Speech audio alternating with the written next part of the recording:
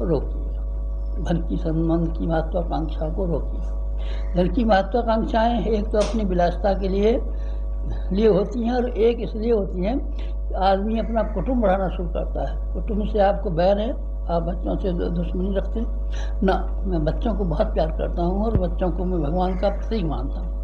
लेकिन मैं ये जानता हूँ कि सामान्य आदमी अगर अंधाधुंध बच्चे पैदा करता चला जाएगा तो उसके मन में एक नई दिशा आएगी और ये विचार करेगा कि इन बच्चों के लिए कपड़ा बनाना चाहिए, इनके लिए जेवर बनाना चाहिए, इनके ब्याह के लिए इकट्ठा करना चाहिए, इनकी शादी के लिए इकट्ठा करना चाहिए, इनके लिए ये करना चाहिए, इनको अपने बच्चों को डॉक्टर बनाना चाहिए और अपने बच्चे को वकील बनाना चाहिए, इसके लिए हमको अभी से धन इकट्ठा करना चाहिए। ये कमज़ोरी बच्चे जब पैदा होते हैं तो अपना सुहावना सा मुँह लेके भी आते हैं, चेहरा लेके भी आते हैं और ये मोह का भरा हुआ जंजाल भी लेकर के आते हैं, और कई बार वो जंजाल इतना ज़्यादा होता है कि आपको अपने रास्ते से पीछे हटा भी सकता है। ये मैं ये कहता था, आप जब यहाँ आए हैं तो आप अंकुश रखना सीखें। आप ज़्यादा बच्चे बढ़ाने की बात मत कीजिए। जो आप में से स्थायी हैं उनसे मेरी प्रार्थना है कि आप फैमिली प्लानिंग का तरीका इस्तेमाल करें। आप ब्रह्मचर्य से नहीं रह सकते।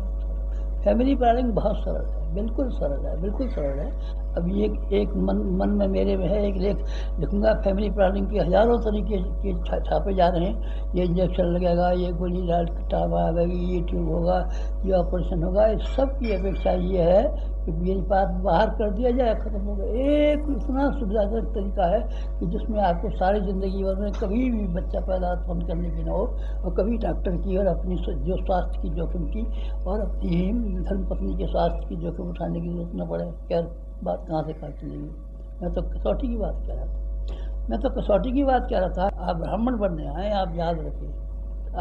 आप बनियागिरी के लिए नहीं आए थे। और क्या है, ये कमज़ोरी है। आप अपने व्यक्तिगत जीवन में आपके ऊपर ये चौकीदारी है।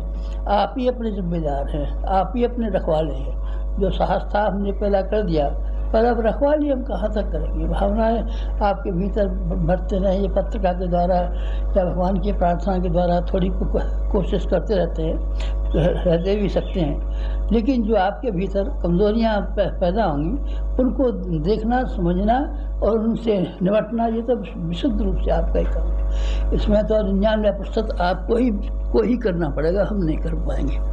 एक बात पैसे की कही, हाँ, कुटुंब बढ़ाने की कही, 2 बात यहाँ अगर आप आ गए हैं तो, और उस सिद्धांत को, उस आदर्श को जिंदा रखना चाहते हैं तो एक और मैं बात कहूँगा आपसे।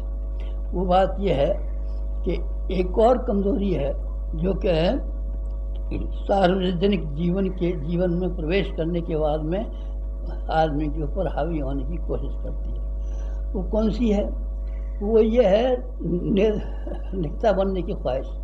उत्तेषणा, वित्तेषणा और लोकेषणा में तीन ऐषणा मानी गई हैं जो आदमी को गिरावट के मुख्यभूत कारण हैं, लेकिन लोक सेवी के लिए इन 3 में नहीं है। आदमी आप नौकरी से इस्तीफा दे आए, या वो नौकरी थोड़ी मिलनी है। आप ठीक है, 100 रुपये की छोड़ कर के आए तो 50 रुपया कोई दे भी सकता है, लेकिन जो अब तक इतने दिन से कमाते थे उसकी ब्याज समेत कितना हो सकता था, और उसकी भरपाई नहीं हो सकती है।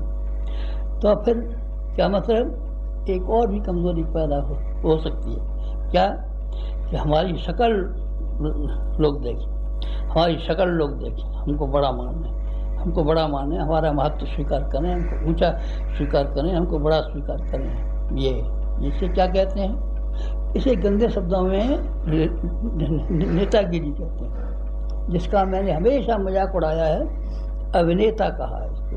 जो ड्रामों में, नौटंकियों में, सॉन्ग करने वालों में, नाचने वालों में ये जो होते हैं, कौन से नेता, अभिनेता होते हैं। वास्तव में ईमानदारी जो वो नहीं होते वो दिखाना चाहते हैं, पर हम कहते हैं दिखाने से क्या मतलब है आपका? क्या आपको सब लोग बड़ा माने? क्यों बड़ा माने आप तो छोटे क्यों नहीं बने? बड़प्पन प्राप्त करने के लिए यह बेहद आवश्यक है कि आदमी को छोटा बनना चाहिए, सबसे नीचा होकर के रहना चाहिए, सिर नीचा करके रहना चाहिए, और अपने आप को सबसे छोटा स्वयंसेवक मानना चाहिए। आपको वो उदाहरण नहीं याद है? आपको उदाहरणों का याद होना चाहिए।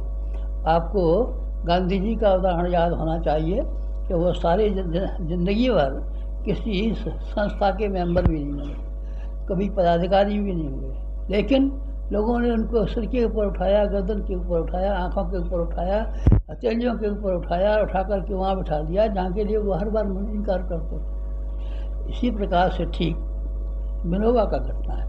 विनोबा को देखा था किसी कमेटी के मेंबर, कोई मीटिंग, कोई ट्रस्टी, कोई नेता, कोई प्रेसिडेंट, कोई सभापति थे? ना, बिल्कुल नहीं थे। संसार के इतिहास